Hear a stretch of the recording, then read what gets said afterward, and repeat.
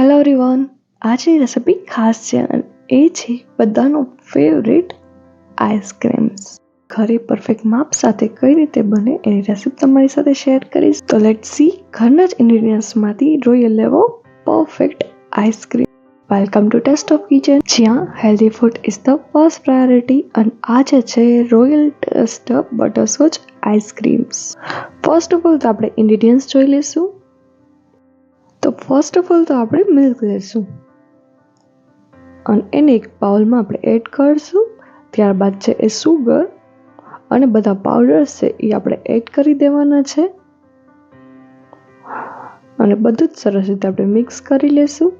અને ત્યારબાદ ગેસ ઉપર રાખી એને કન્ટિન્યુઅસલી 5 to 7 મિનિટ સુધી આપણે કૂક કરવાનું છે અને કન્ટિન્યુઅસલી આપણે હલાવવાનું છે જેથી નીચે ચોટી ન જાય. અને અહીંયા આપણું બેટર થીક થાય ત્યાં સુધી જ આપણે હલાવવાનું છે. ત્યારબાદ હવે તે એક એરટાઇટ કન્ટેનરમાં આપણે રાખી દઈશું અને એને આપણે રેફ્રિજરેટ કરી લઈશું. અહીંયા આપણે 7 to 8 અવર્સ સુધી રેફ્રિજરેટ કરવા રાખશું. અને ત્યારબાદ આપણે બટરસ્કોચનો જે બેઝ બનાવવો છે એના માટે પહેલાં તો એક મોલ્ડ છે એને હવે ઘીથી ગ્રીસ કરી લેવાનું છે. ત્યારબાદ એક પેન લેશું અને એમાં આપણે સુગર એડ કરીશું. અને અહીંયા આપણે સુગર જ્યાં સુધી મેલ્ટ ન થાય ત્યાં સુધી આપણે કન્ટિન્યુઅસલી આવી રીતે હલાવવાનું છે. અને આ આઈસ્ક્રીમ એવો બનશે જે બહારના કોસ્ટલી એવા ઇન્ગ્રેડિયન્ટ્સ કરતાં પણ ઇઝીલી બની જશે અને એકદમ રીચ લુક લાગશે. તો સુગર છે એ ધીમે ધીમે મેલ્ટ થવા લાગી છે અને આને આપણે પ્રોપરલી કેરેમલ કરી લેવાની છે. અને અહીંયા પણ આપણે સુગરને કન્ટિન્યુઅસલી સ્ટીર કરવાનું છે જેથી એ નીચે ચોટી ન જાય. તો અહીંયા આપણી સુગર છે એ પ્રોપરલી મેલ્ટ થઈ ગઈ છે. તો હવે આપણે એમાં બટર એડ કરીશું અને એને પણ આપણે પ્રોપરલી આવી રીતે મિક્સ કરી લેવાનું છે. બટરસ્કોચના આઈસ્ક્રીમમાં સુગરને મેલ્ટ કરવી અને કેરેમલ કરવી એ જ બેસ્ટ પાર્ટ છે. જો આ પરફેક્ટલી બની જાય તો તમારો આઈસ્ક્રીમ એકદમ પરફેક્ટ બની જશે. ત્યારબાદ એમાં કાજુના કટકા નાખી એને પણ પ્રોપરલી મિક્સ કરી લેશું. જોઈ શકો છો કે બટરસ્કોચનો બેઝ છે એ આપણો પરફેક્ટલી બની ગયો છે. તો હવે આપણે એને મોલ્ડમાં આવી રીતે કાઢી લેવાનું છે અને આ ઓનલી હાફ એન અવરમાં તો ડ્રાય થઈ જશે. જોઈ શકો છો કે આ ઇઝીલી નીકળી ગયું છે. તો આપણા બટરસ્કોચનો બેઝ છે એ પરફેક્ટ બની ગયો છે.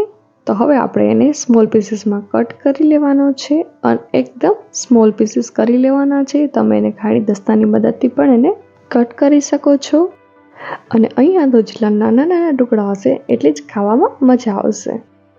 આપણો આઈસ્ક્રીમ છે એ પ્રોપરલી આવી રીતે જામી ગયો છે. તો હવે આપણે એને સ્પૂનની મદદથી આવી રીતે થોડોક સોફ્ટ કરી લઈશું જેથી આપણે ઇઝીલી બીટ કરી શકીએ. અને આ સ્પૂનની મદદથી બીટ કરવો એ પણ એક બેસ્ટ પ્રોસેસ છે. ત્યારબાદ આપણે આઈસ્ક્રીમમાં મલાઈ એડ કરીશું એન્ડ બટરસ્કોચ એસન્સ અને ત્યારબાદ આપણે બીટ કરવાનું છે.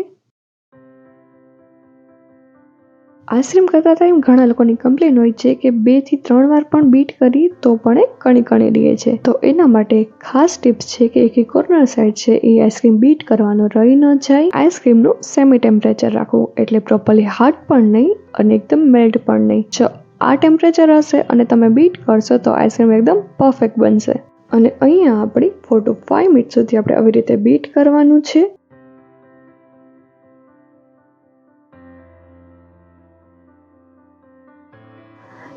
ત્યારબાદ આપણે એમાં ડ્રાય કેરેમલ છે એ આપણે એડ કરીશું અને પ્રોપરલી આપણે મિક્સ કરી દઈશું.